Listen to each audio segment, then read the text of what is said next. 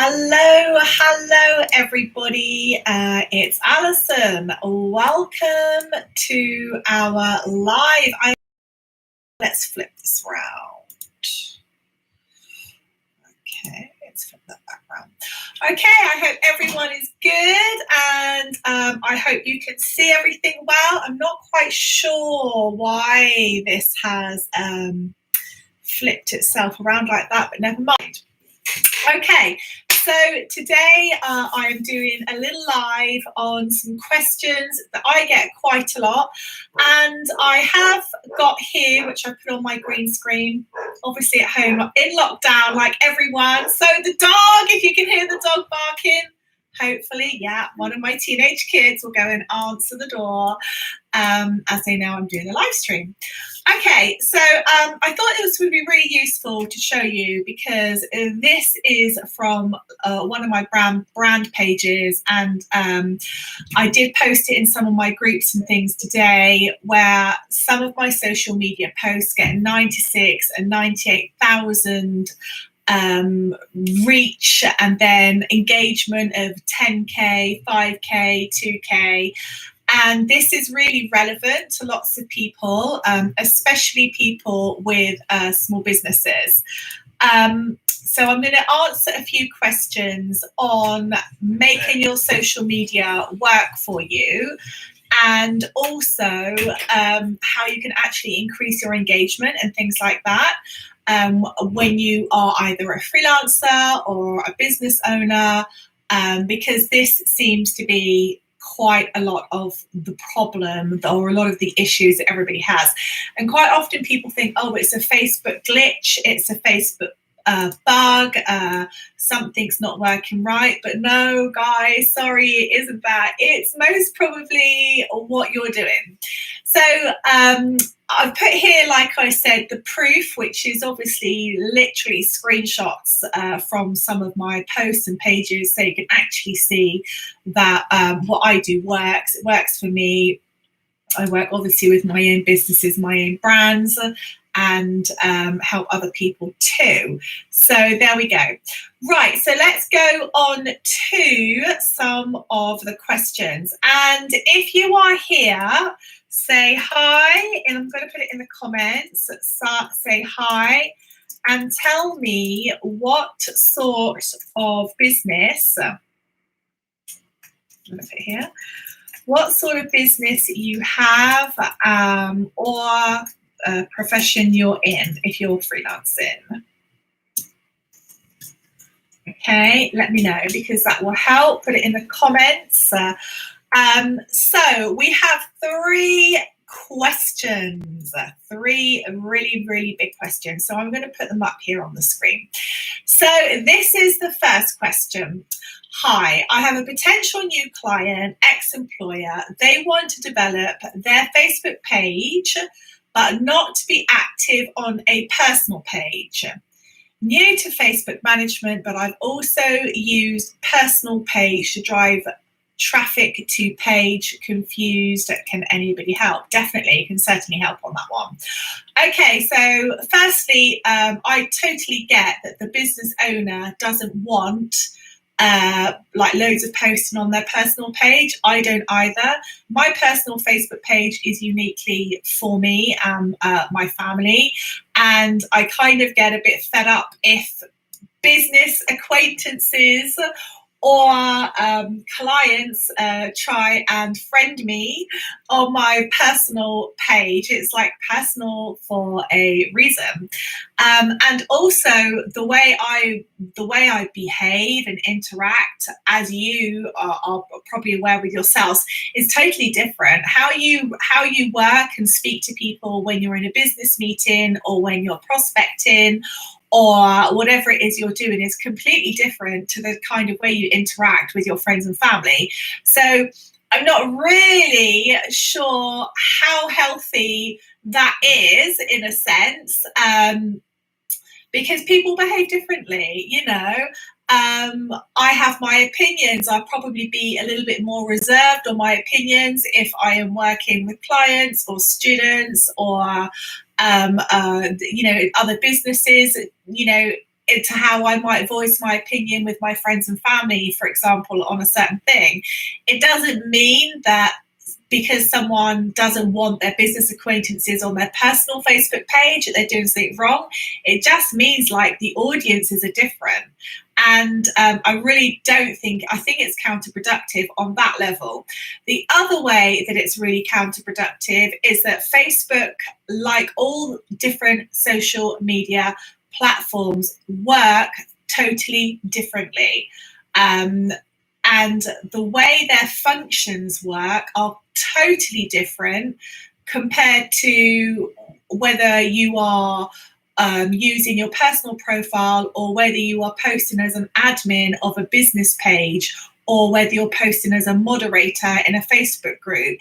The way Facebook looks at that data that you are putting in by your comments and your likes and your shares will then tell Facebook, the Facebook algorithm, oh, this is happening, or that person is doing that, or they're getting this much interaction, or they're asking this question.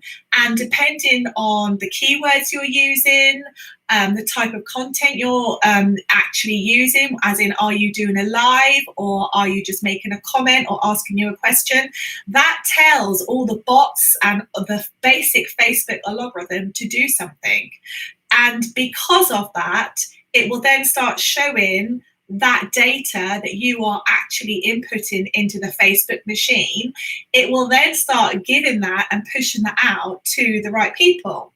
Now, look at it like this. If you're talking about your social media agency on your personal Facebook page, where you've got your friends and your family, and the data that Facebook has about them is that, you know, maybe one's a policeman or maybe one's a dinner lady, and they're all mums in your local, you know, mum friends.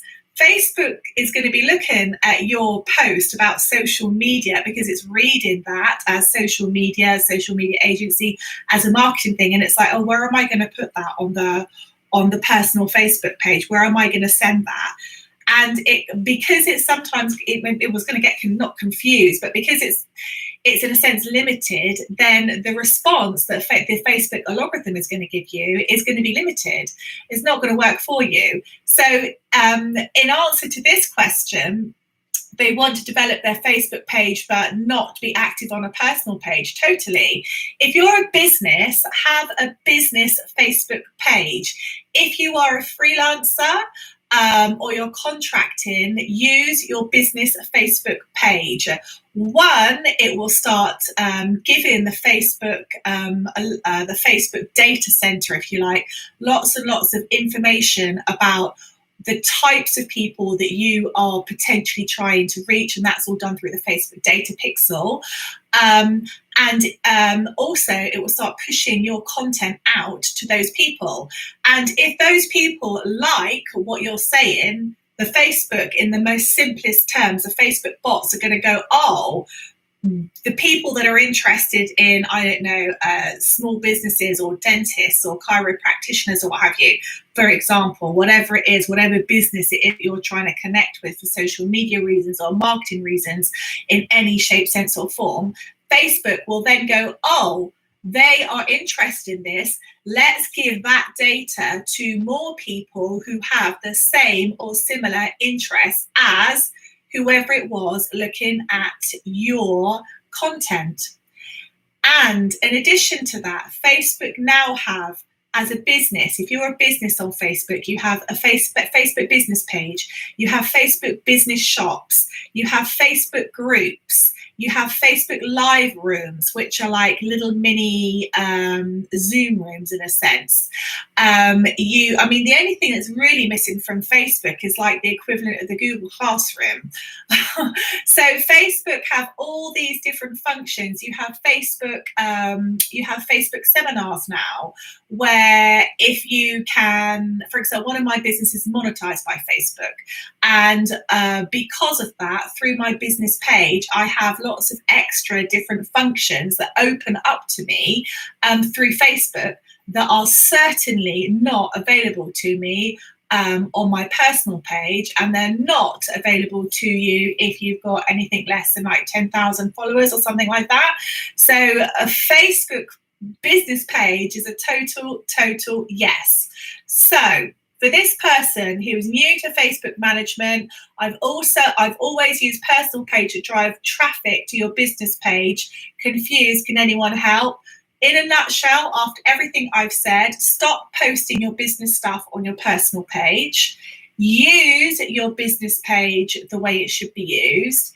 And if you don't know really what you're doing there, I'll leave a little link down below, and you can drop into one of my funnels and I'll probably be able to give you some help on that. And you're going to have to obviously get some training of some sort or figure it out yourself. So obviously I can give you training. One of my courses is on training on that. So that could be very useful. But yeah, stop using your personal page, because if anything, it's going to limit what you're doing. Okay, and it's not going to help you if that's a client that you've got there for social media purposes. They're going to think, why is she posting to her? They're going to be asking questions.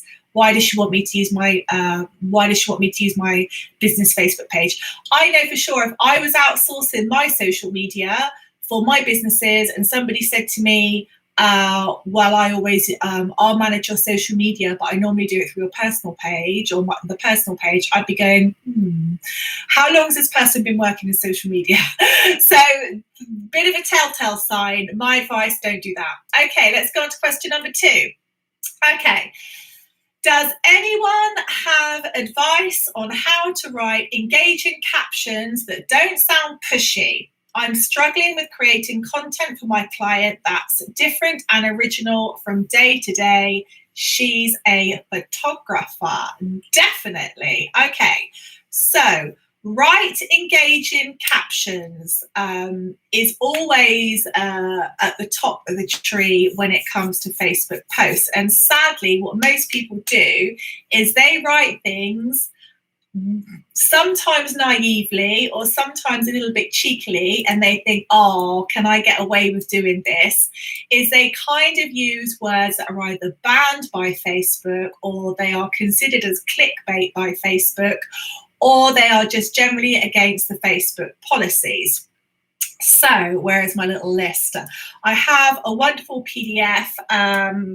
So again, at the end, I will leave a link after the live, and you can come along. I mean, if you're on my email list, then you would have already have got this. So it's basically a PDF on a whole load of words that you can use and captions and phrases for social media. This is for Facebook, okay? Because LinkedIn works differently to Facebook, Instagram works differently, Pinterest works differently. So this is just about Facebook, yeah, what I'm talking about. So things like, if you use things like, comment, share, tag, subscribe, for example, at the top, at the bottom of any of your content, and then you put a picture or a video, or you're doing a live, that is definitely against some of Facebook's terms and their policies, because they call it clickbait. Definitely, if you're monetized, you can't, or you have any businesses or pages that are monetized, that would definitely be a violation of a policy under false engagement, because you are generating false engagement. You're telling people to like, comment, and share. And Facebook don't want people to do that. They want people to organically, in a sense, make that decision up for themselves. So instead of saying like, comment, share, tag, subscribe, this is a general example, say something like this. Know someone who wants or needs XYZ. Shout out, who's got this? Okay, instead of saying tag someone, say something like that. And instead of saying subscribe or tag or like, say pin for later. Okay, those sorts of terms you can change. So it's not that you can't ask people to do certain things on Facebook. It's how you ask them. Okay, it's how you ask them. So the language is really, really important. I'm going to give you another one, which is total no-no, and I see this so much on social media. And then when people wonder why they're not getting engagement, why they're not getting reach, and all the rest of it.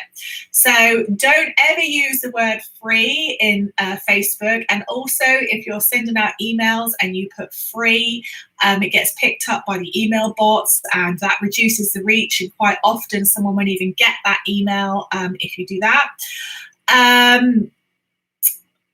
I've just seen Frank. I've just seen your comment. I'm just going to come back to that. You stopped me midway there. So don't use free, don't use win, don't use deal, and don't use giveaway. Okay, again, they're kind of clickbait targeted words. If Facebook sees those in a professional capacity, then it's not, it's not going to work. Especially don't use it in an ad. People put like these little brackets and they go free or giveaway. The ad starts running, and then 2 days later they find out they've had an ad violation on Facebook, and they wonder why. This is why you can't use those words. What you can use instead is this: don't wait on this one, or make every penny count. Instead of saying free or giveaway, make every penny count. Make your piggy bank happy. Okay. Again, I know it's, slightly longer words instead of just one word, but these things work. My rule of thumb as well, never put more than four words for an instruction. The other thing that came up today in a group I was in ads, and someone was having all their ads, quite a lot of their ads rejected. And this was products that they were selling. And most of the ads that I could see had a huge amount of text on it. Again, in one of my courses, I teach all about running ads, stuff like that. I've been using Facebook for over 10 years professionally. So, I've run a lot of ads in that time. When it comes to running ads with Facebook, there's a rule of thumb: never use more than 20% of text in your ad. I mean, ideally, if you can have no text in your ad, it will do a lot better. How will it go? How will it do better is that Facebook will make Facebook happy, basically, and Facebook will show it to more and more people. The more text you put on an ad, the less reach your ad will get. Fact.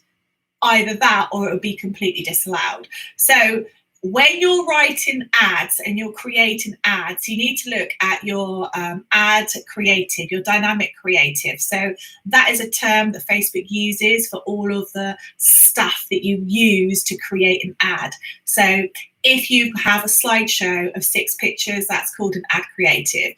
If your ad is just a video, that's ad creative, okay? It's actually the creation of your ad, the actual content. So when you're thinking about creating ads for Facebook, try to create an ad, the content of the ad, with little to no text. One way of the kind of clever way of getting around it, if you have to have text, is to turn it into an animated slideshow or a small video, because then the text is coming on the screen or off the screen is completely different. So Facebook reads that content in a different way. Instead of having like all of these instructions, which kind of don't really work anyway on a still, a static picture for Facebook, try using it as a slideshow or a video. Okay, so that's that. Now I've got one more question that I'm going to answer, and I'm also going to answer. Frank Wonder says, hi, should Trump be allowed on social media? I don't know. I really don't know. That guy's like Marmite, isn't he? You either love him or you hate him. I think now that he's not the president, yes. But he was quite close to that line, wasn't he, when he was president? Let's just say it like that. I don't know. I'm not American, so I think Americans would have quite a lot to say about that. But I mean, he's certainly provocative. I mean, really, he'd be a good journalist. Actually, I just think the guy was in the wrong position. That's my personal opinion, okay? Don't hold it against me. I think he would have made a very good journalist or something like that, because he's so provocative with his comments. It's not ideal when you're a president, you know? So, yeah. Anyway, I don't really want to go too much more into Trump. Okay, so let's go on to the third question I have, which is, okay, I'm really thinking about doing social media management. Can anyone see? Do you want me to put this up a bit bigger? And let's see, I'm actually going to flip this round for you. I'm looking at this on different screens. If you can't see this or this is reversed, let me know. I'm really thinking about doing social media management. Does anyone think I can't do this because I can't even get people to engage on my posts? How am I supposed to be successful with other people's businesses if I can't even get people to like or comment on my personal posts? Totally get that. In a nutshell, unless you're very lucky, you're not going to get anyone to employ you to do social media management for them if you don't have something that you can show. Even something like this. This is me in one of my businesses, but I am part of my brand for that. So it's kind of relevant. This is not at all taken from a personal page, by the way. It's from a business Facebook page. So yeah, if you're going to offer or you're going to pitch yourself a social media management work, they are going to ask you to prove that you can do what you can do, okay? Especially since the pandemic, because so many people, whether it be teaching online or becoming a social media manager or an e-commerce business or a drop shipper or whatever it is that you can possibly think of to do online, anyone and everyone is trying it right now. And who can blame anyone? I'm doing my second bout of COVID right now. My son had it a few weeks ago. We have not been out of the house in months, apart from going to the supermarket. I myself have actually got COVID at the moment, however, not as bad as some people. So I really get that people do not want to go out and work. They want to work online, okay? So what this means is if you are wanting to work in social media management is that you are up against competition of people that are either very, very good at doing it with little to no experience. They're just very good at it. Or they are very, very well experienced and they have created a massive brand for themselves or their business. And because of that, they are outsourcing a lot and they are able to beat you on pricing. So those are your two main issues when it comes to starting in social media management. So the way you get around that is obviously by proving that you can do it and proving that you are relevant to the niche that you want to work in. Now, personally and professionally, I am not a big fan of niche because so many nonsense guru marketers have hashed the heck out of this word niche.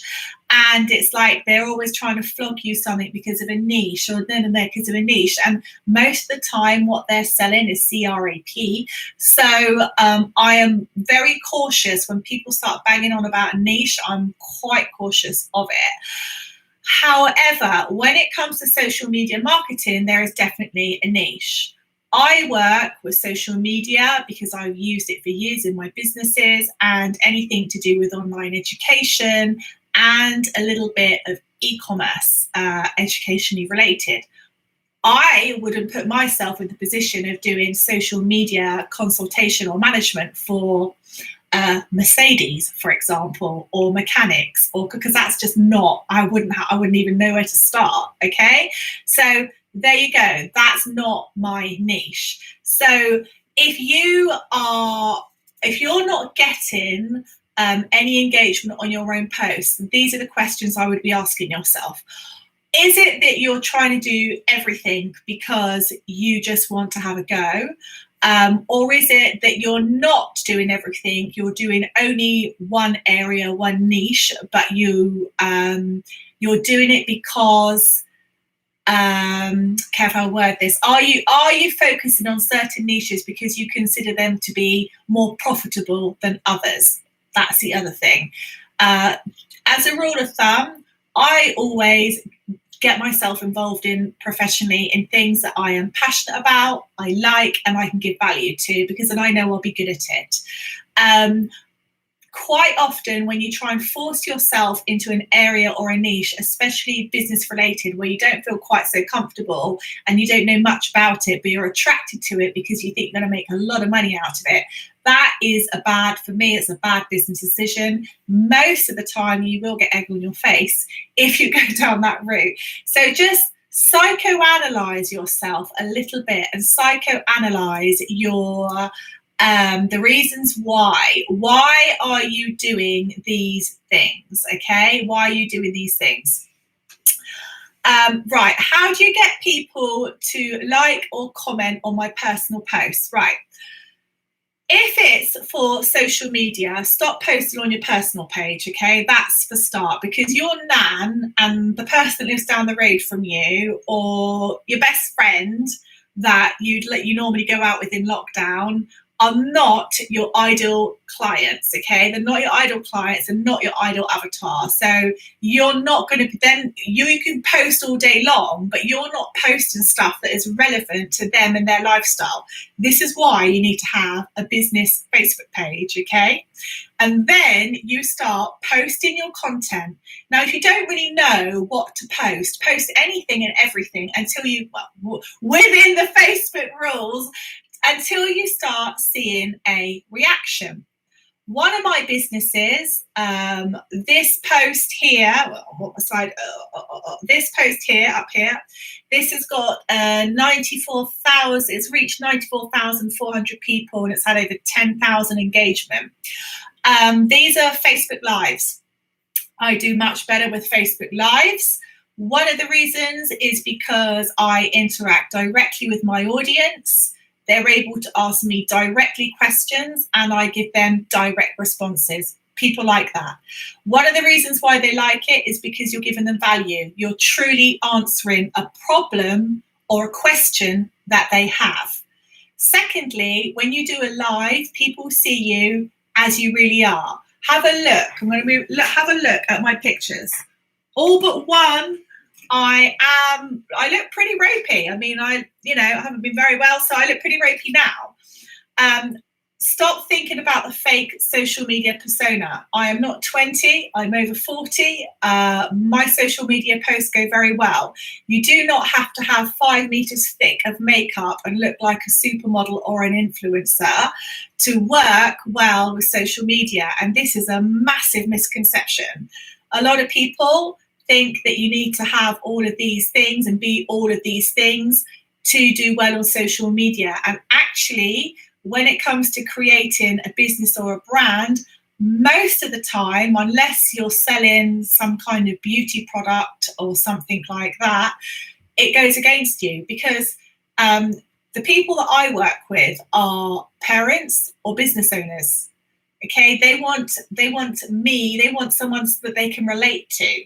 They want to trust their business and their business social media or their marketing with someone who has done it for a while, perhaps, and knows what they're talking about. Okay, so if I'm spending so much time and effort on other things that they might not deem really necessary, such as getting them the results they need, for them, that is more important than what I look like. They want results, okay? And that's, in my businesses, what people pay me for.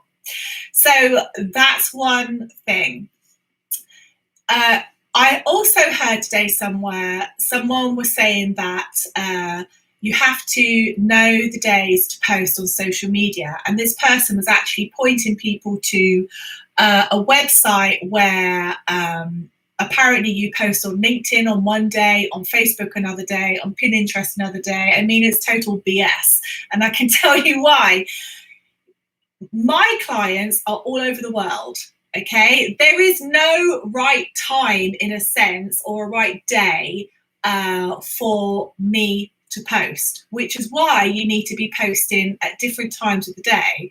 Now, you can use a scheduling platform, or you can use Facebook Creator Studio and you can schedule posts.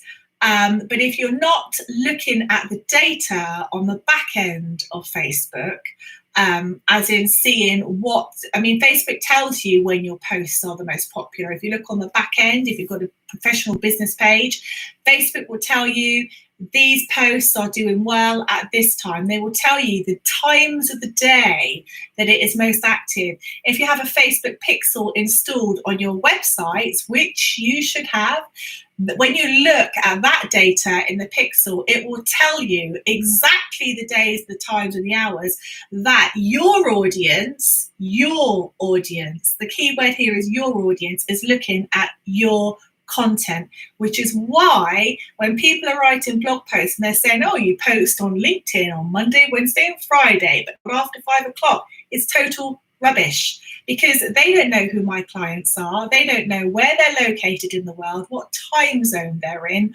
or when they're looking at my content. So you have to, when you're getting started in social media, you have to really not believe everything you read that's written by other people. And that's one of the things why I love like digital data, because digital data does not lie.